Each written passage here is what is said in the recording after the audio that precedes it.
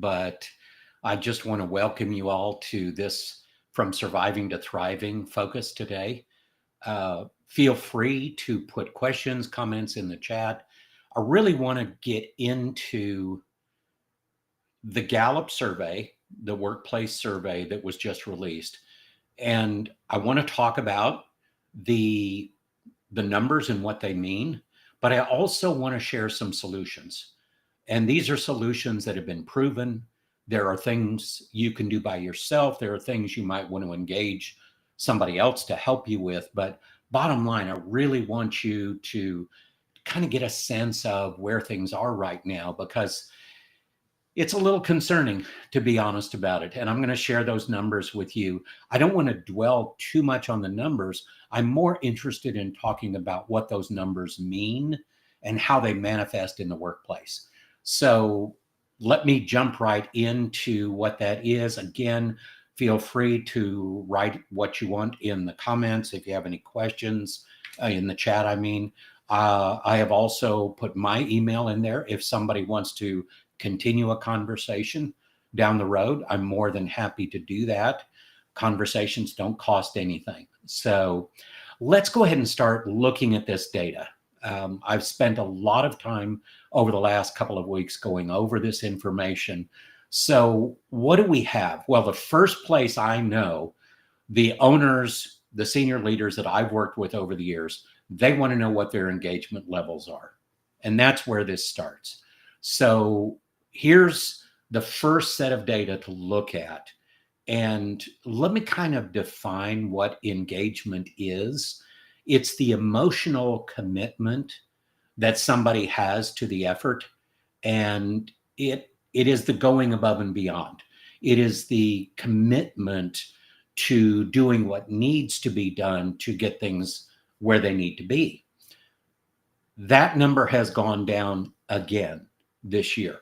In the United States, it's 31%.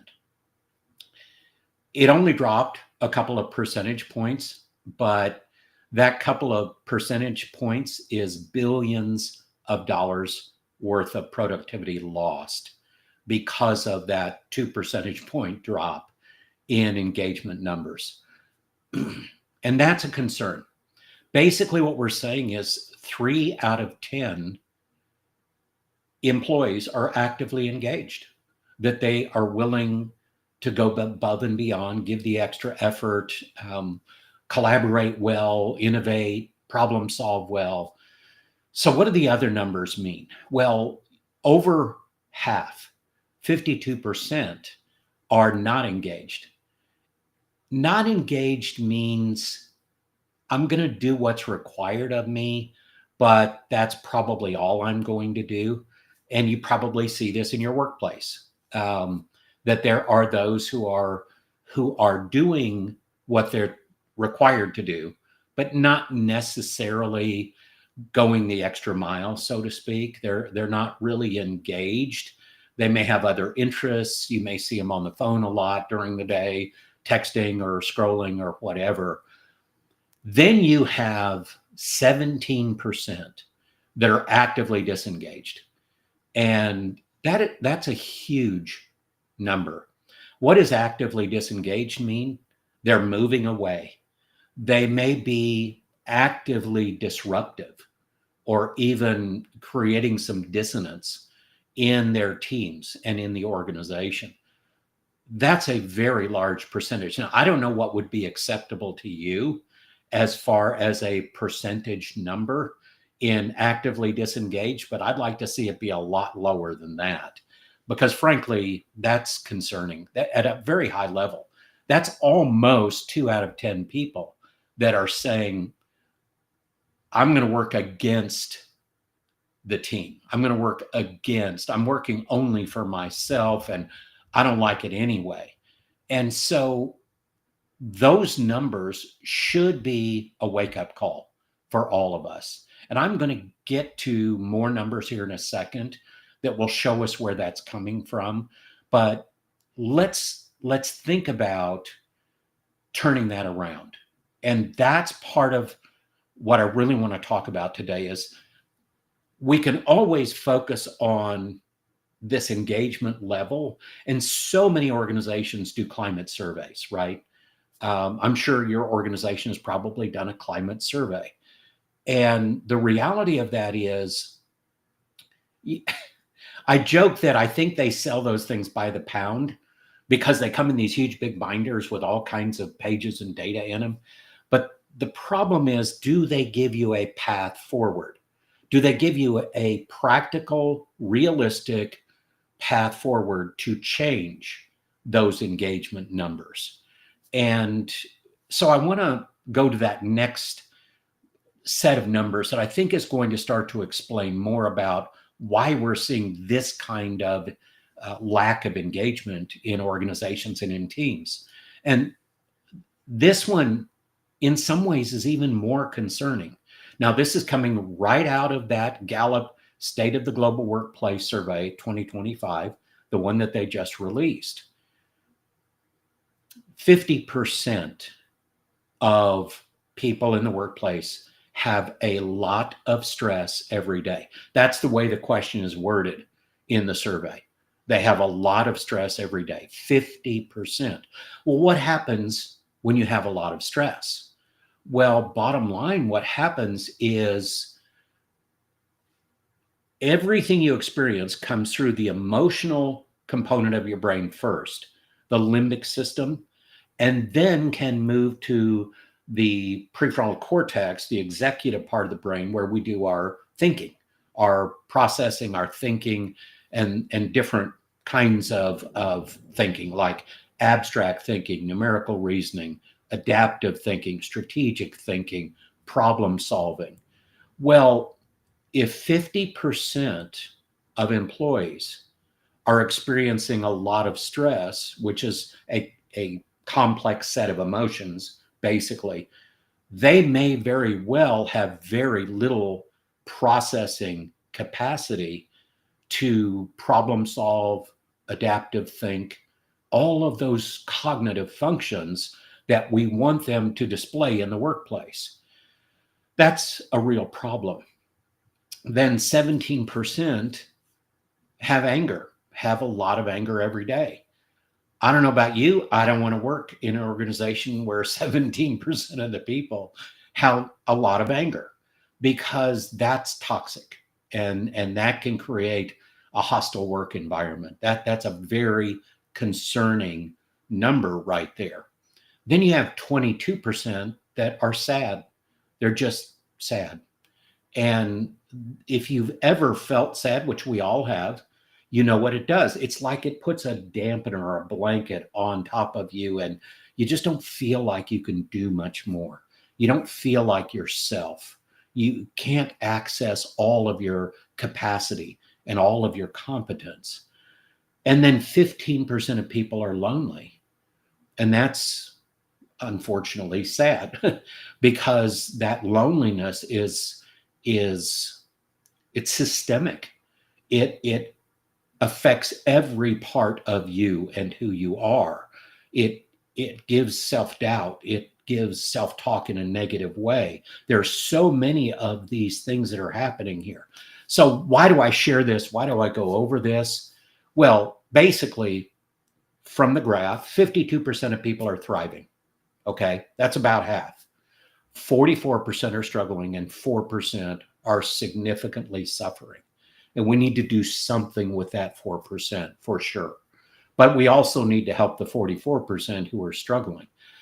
Here's the key here. At the heart of all of what we're looking at here are emotional drivers. And I don't have enough time today to go deeply into what that means and how emotional drivers impact people and how to change those. But I am going to share some of those solutions with you. And it's going to start in a very specific fashion. So let's go to the next one and just say, okay, what does all this mean? Well, unfortunately, according to the survey, 50% of employees are thinking about leaving. And not just thinking, they're watching or actively seeking a different job. I don't know about you, that's a problem for me, because As turnover happens, number one, it's incredibly expensive. Number two, whatever you have invested in that individual is gone. And now you start over with somebody new. And yes, there's a chance that you can upgrade in the hiring process. And we work with organizations to do that. How do you upgrade in your hiring process so that you can bring more talent in, better talent in?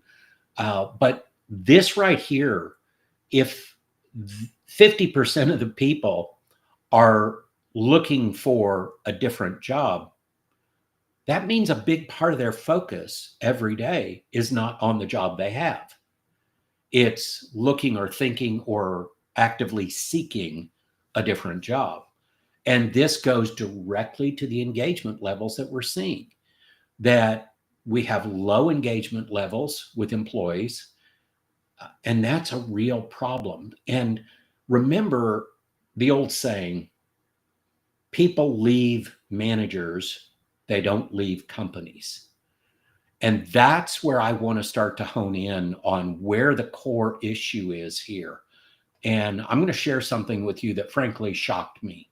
When I saw this data out of the survey, it was like alarm bells going off. And frankly, here it is. Manager leader engagement has dropped 3 percentage points in 1 year. I know that doesn't sound like a lot, but right now, less than 3 out of 10 manager leaders are engaged. So what could be causing that? Well, certainly burnout and certainly being overwhelmed. There's a lot of things that can cause this, but the number itself should be a clarion call for all of us to say, wow, we've got to change that, because here is the key to turning this thing around from surviving to thriving. The key is we've got to start with leadership. We've got to do something to help leaders increase their engagement so that they can then cascade that down into their teams. And that has to start from the inside out with leaders. There is a very specific topic that I talk about. I talk about people choose the emotional environment that they live in. And what's happening here is that emotional environment has been created for whatever reason, whatever the circumstances are, and probably in a lot of cases for very good reasons. A less than effective or productive emotional environment has been created in these leaders that is keeping them down. It's holding their engagement levels down. And if we can turn that around for leaders, we can then cascade that into teams, and we can see engagement levels rise across the organization. But it has to be a very deliberate approach. Leaders and managers have a lot on their plates today. We all know that. And if you're a leader or a manager and you're watching this, I'm sure you're probably shaking your head going, yep, we absolutely do. And that's understandable. What we have to figure out is how do we build up those internal resources for leaders that will help them move past this. Because so far, everything we've seen hasn't been all that great, has it? Lower engagement levels, a lot of different strong emotions in the workplace that may be holding people back and keeping their engagement level down. 50% of employees thinking about leaving, which means their focus is split. It isn't fully on the job that they're in right now. And now you see declining engagement levels from managers and leaders. So let's start to look at a brighter side for just a minute, because I think that's something important. And again, if you have questions, feel free to throw those in the chat. I would be more than happy to address those. You don't have to wait till the end for that. So thank you again for doing that in advance. I want this to be interactive. This isn't just me presenting something. I'm really interested in your thoughts and your interaction here. So if we can turn this around, what does good engagement look like? Well, from the survey, here's what we find. Companies with highly engaged workers. What does that mean? Right now, that's something in the 70 percentile area or above. If we can get engagement up to, in the 70% or above area, you're going to see lower absenteeism. You're going to see greater productivity and greater profitability across the board. So that's why these engagement levels are so very important. But how we get there is the critical part of this. How do we turn this thing around?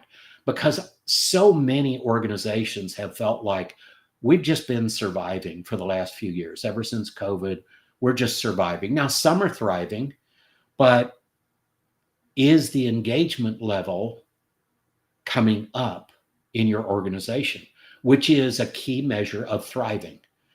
The more we can enhance that, a 70% engagement level with employees is going to mean they are thriving. That organization, those teams are thriving. Those leaders are thriving, which is exactly where we want to be. Why?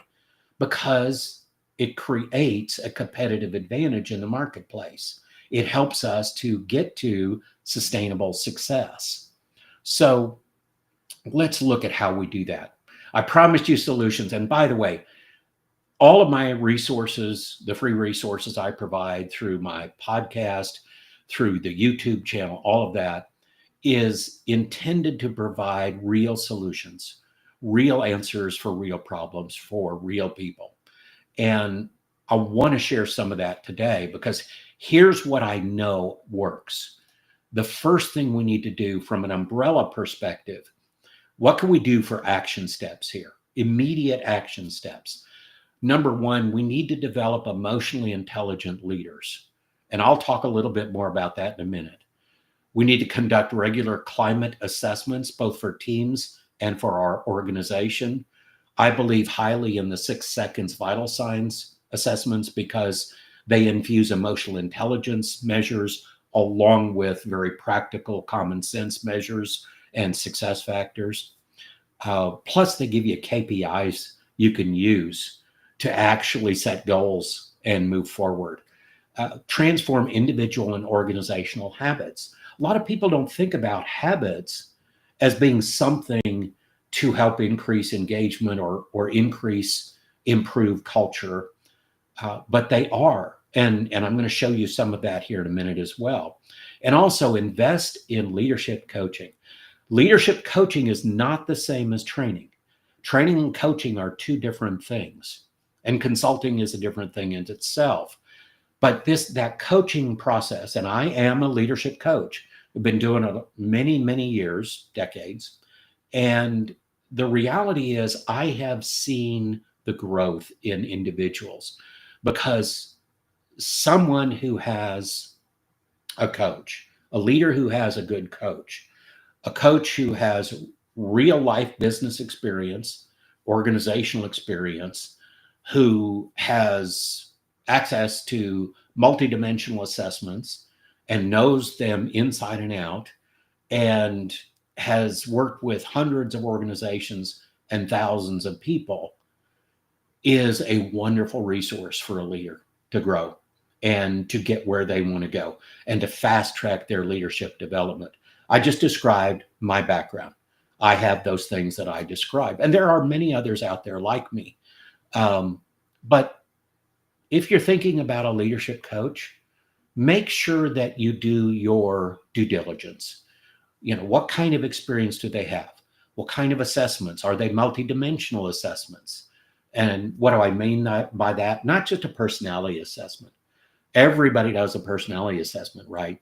I'm talking about habit assessments. Habit Story is the one that I use from 2-Story. I'm talking about emotional intelligence assessments. I've created emotional intelligence assessments and validated those. I'm talking about mindsets and motivators.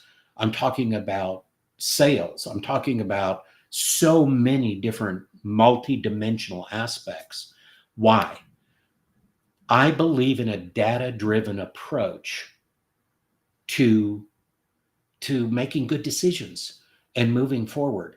If you don't know where you are today, how are you going to know where to go? How are you going to know what your path forward is? So this is kind of a four-step process that can really change culture and can change engagement. And I've seen it happen many times. And this is our process, and I share it not as much in a sales pitch mode as just, hey, this is what I know works, and it's worked for 40 years. Start with assessing where are you, what's going on in your leaders, in your teams, in your organization. Then equip, give the right path forward, the right development process, the right support, coaching, whatever it is. But you can't stop there, because if you stop there, then it can go off in all kinds of different directions. You've got to align it all with organizational goals and objectives, with team goals and objectives, so that everything comes together and moves in the same direction. And the fourth step is really more of an outcome, and that's success. So that's the process that I promote and that I use all the time. Now, let me go back to those action steps and dive deeper in those. Here's the solutions. Number one, emotionally intelligent leaders.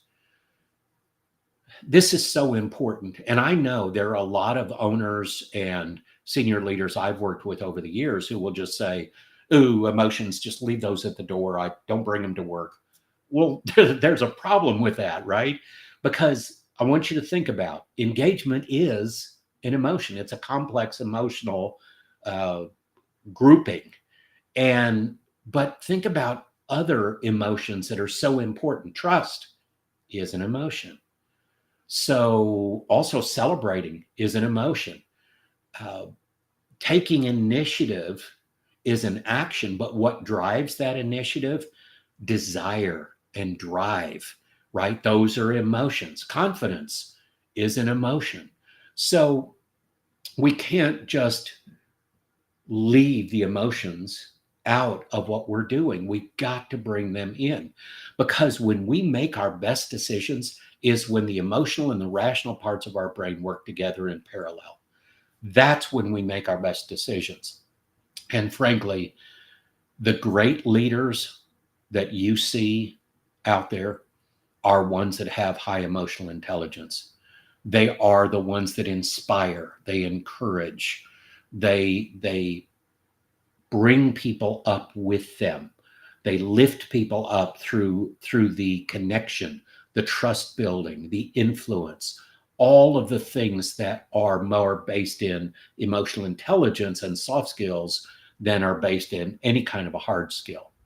And hard skills, people are really good at the hard skills, whether you're an engineer or whether you're, a software consultant or an IT person or whatever.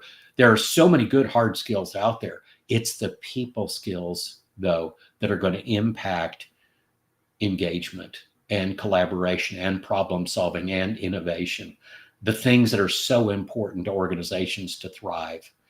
And when I talk about emotional intelligence, self-awareness, self-regulation, motivation, empathy, social skills, what does that mean? So let's take it just for a minute. If we're going to solve this decline in leadership engagement, it has to start from within. They have to be self-aware. What are my emotions? What am I thinking? What am I feeling right now? What's going on for me? But also self-awareness is, how am I showing up for other people? And that's why we do leadership 360s. We want to hold a mirror up for people, for leaders, and let them see how they're showing up for other people. Self-regulation. This is about character. This is about how a leader shows up to other people, and do they manage and navigate their emotions well? Do they navigate the emotions in the workplace? Do they navigate stress and pressure well? Guess what? Stress is an emotion, right? So motivation. Can they increase their intrinsic or internal motivation? And at the same time, can they do that for their team members? Empathy is so critical here. And when I did a study several years ago of 36 owners of organizations, you know what their lowest score was? Take a guess. It was empathy, right? Well, here's the challenge. Empathy is the primary skill for building connection and trust, and those two things together will equal influence. And leadership is about influence. It's about getting things done through other people. So empathy is very important. And then social skills, interacting with other people, collaborating, working with them effectively, working with different personality types. And we all have those in our workplace. Some are really driven, and some are more about people, and some are more about process, and some are more about data and facts. How do you communicate? How do you lead people that come from different personality styles, different work styles, different cultural backgrounds? Social skills is the key. It's where all of these others come together. Self-awareness being the foundation, social skills being the way we express them. Okay, so let's move on. What was the second one? It was take the vital signs of your teams and organizations regularly. I do this with a few organizations every year. We do consistent measures of leaders, teams, and the organization as a whole using the vital signs tools. And there are other climate survey tools out there for teams and organizations, and I'm not saying this is the only one. I am saying this is the best one I've ever found, and I believe very firmly in it because it does add the emotional intelligence measures into very practical measures. So bottom line, again, do we take a data-driven approach to understanding where everybody is and what's going on for people? Then we can identify what are the strengths, what are the gap areas, what are the weaknesses, what can we do about that? What are the developmental opportunities here? And though this gives you a sense, this is a vital signs for a team. This is the model. So the far outside words are outcomes: sustainability, agility, results, satisfaction. But right in the middle are the 5 critical success drivers, and those are the same for a leader, for a team, or for an entire organization. Trust, motivation, change being able to navigate and embrace change, execution, and teamwork. Notice trust touches everything, right? So when you have really good measures like this, you can understand what is creating the gaps in engagement, what's creating the gaps in the various areas. Is it in execution and teamwork? Is it in motivation or change or trust? And that helps us to move things forward by understanding very clearly what a pathway should look like, because this is going to show us the direction. This is going to give us what we need. So we also talked about transform individual and organizational habits. So it starts with the individual, okay? 43% of our daily actions and decisions are done habitually, basically without any thinking or consideration. 43%. That's a large percentage. So if they're all productive habits, great, right? But what if they're counterproductive habits? What if it's things like blame shift or sabotage or dismiss or deny? What if it's neglect? Those are all counterproductive habits that we can actually measure. And the assessment that I use for that is called the habit story assessment. Very well known. You can see it's been in many different publications. This is just a quick snapshot of what you can learn from it from the Take Action page. So which of your holding you back? Because if you think about the way habits form because at some point they have rewarded us, but that may not be appropriate anymore. I mean, avoiding conflict is a habit, right? But is that really productive? Is it profitable? Probably not in the workplace, right? Because conflict tends to just grow and become a much bigger problem if it's not dealt with. So, what are habits that are holding us back? What's the price you pay for judging others and making assumptions? So, think blame shift. How much time do you spend thinking about this thing this other person did that was so awful and how it affected you? And all of the time that you give that brain space, it's brain space that can't be used for something more productive. Um, does your need for security keep you from addressing issues? Again, conflict or other kinds of issues that need to be addressed that maybe you're avoiding? Do you own tasks that you think need to be done? Are people codependent on you? There are so many very interesting insights in this assessment, but think of it this way. If we can reduce the counterproductive habits and increase the productive habits, that'll change a lot. We start with individuals, then we have a team report that shows the team and where the team looks as far as the productive and counterproductive habits. It also shows two other big measures: response patterns and emotional state. And this is probably the most impactful assessment I have ever used. And I've used dozens and dozens of psychometric assessments over the years. Again, let's take this back to the topic today. Why is this important? Because something is holding engagement levels down. It's either the emotional environment or it's habits that are holding the commitment, the engagement levels down for teams and organizations, and frankly, individuals. So we've got to figure out what those things are, because once we do that, we literally unlock unrealized potential because we have a path forward. So we also talked about invest in leadership coaching. I am a leadership coach. I've told you that already. There are some very good ones out there. Again, if you're going to engage with a leadership coach, do your due diligence. Have a conversation with them. When I start working with somebody, I always have that first conversation. Doesn't cost people anything. They can let's just see if there's chemistry there. Let's see if it makes sense. This is so important because most organizations have some kind of something related to leadership development. Maybe they provide a little bit of money every year to go to a seminar or a workshop, or they read books together or something. And all of that is okay.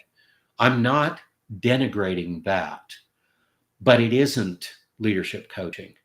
Leadership coaching is bringing the best leader possible out of the individual through their own work, their own decisions, but in a guided process. So I'm the guide and the leader is the hero.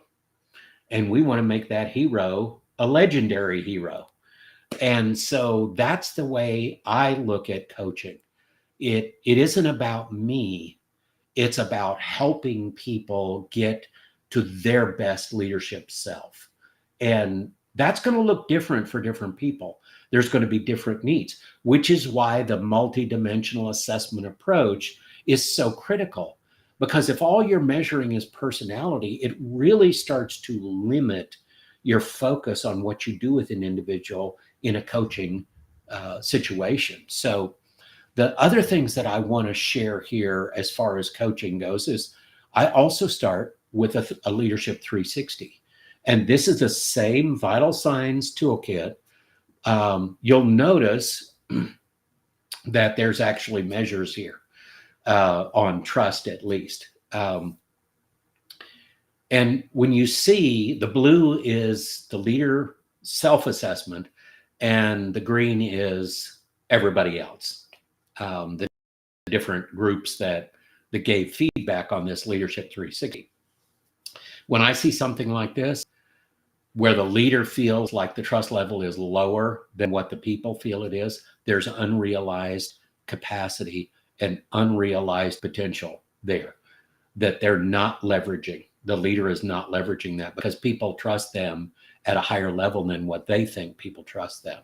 And so maybe they don't take that risk or take that opportunity or whatever to move things forward as quickly as they could. There are very interesting ways to use these tools. So all of this, and I hope that this came across as informational, because that's what I want it to be. I'm here. I want to have conversations with people. I want to help people. My heart is literally to empower people. It's to equip people to prosper. That's my heart. And I've done this for so many years, and it never gets old, which is probably a really good thing. So what do we do with this? Because we've looked at the negative numbers and how concerning they are. We've looked at very specific solutions for what we can do to help people. Now we look at what I know from years and literally decades of experience doing this. I've created what I call kind of the success pyramid. And I want to share just a little bit about this with you, because what I want people to understand when I talk to owners and CEOs, senior leaders, they want to know, what are my outcomes? What are my results? Well, here they are. But they're in a sequence. It flows in a certain sequence. So to get from the foundation to sustainable success, there is a very specific pathway to get there. It starts with the assess, equip, and align process we've talked about, which is that bottom layer right there. Then you start to get to outcome number one. What is outcome number one? Enhancing leadership, influence, and impact. Okay. Now, the percentages that I've listed here, I've done a lot of research on this. Some of it comes out of Gallup, some of it comes out of a lot of different, like Harvard and different places. But the percentage is the number or the percentage of organizations that actually achieve that level, that outcome. Only 40% achieve that enhanced leadership, influence, and impact. That means 60% of organizations have yet to even achieve that first outcome level. The next outcome level, higher employee engagement. That means they have actually improved and increased their employee engagement consistently. Only 30% of organizations have done that. The next level is to have high levels of those 5 critical success factors that are in that vital signs toolkit we've been talking about: trust, execution, motivation, agility, teamwork. Agility meaning change in this case. Only 20% of organizations have high scores in those 5 critical success factors. The next outcome level is increased productivity and profitability, which is a trend line, a consistent increase. Only 15% have reached that. A culture that draws and retains top talent. Only 20% have achieved that. Where does that come from? It comes from leaders. People leave leaders and managers. They don't leave companies.